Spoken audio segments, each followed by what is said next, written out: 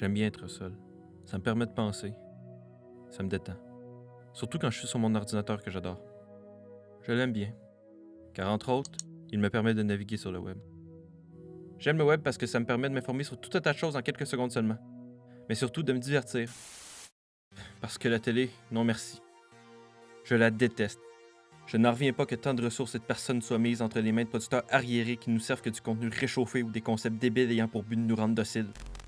Ouais, je préfère les créateurs du web, car sur ces plateformes, ils n'ont pas de compte à rendre à personne sauf à eux-mêmes. Ils sont libres de faire comme ils l'entendent, et surtout, ils sont légion. Ce qui me donne la chance d'avoir une quantité presque infinie de contenu à n'importe quel instant. Mais surtout, le spectateur peut donner son avis, et ça, j'aime énormément.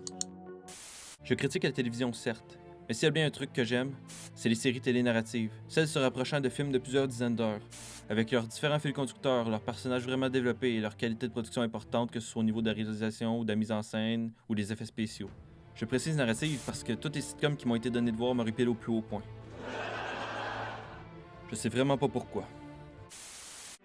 C'est donc assez logique que j'aime énormément le cinéma. Mais les drames tire-larmes monotones et chiants dans lesquels il n'y a que du malheur, les films catastrophes qui font abstraction de toute logique et les comédies de bas étage dont les textes et les sketchs sont aussi travaillés qu'une envie de chier, j'aime pas, mais pas du tout.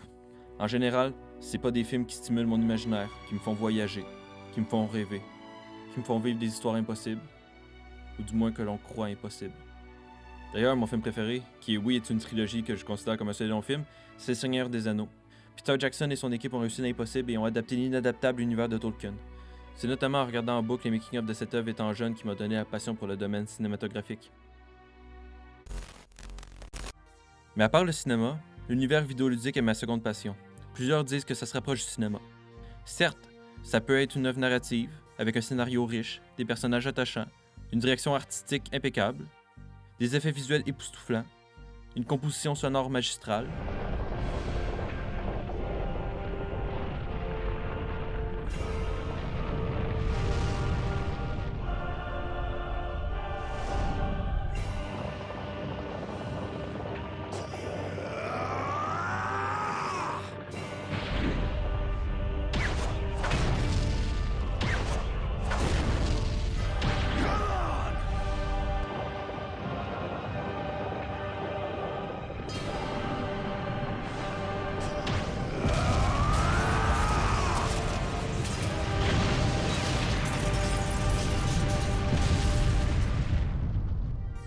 bref, à peu près tout ce que le cinéma peut apporter.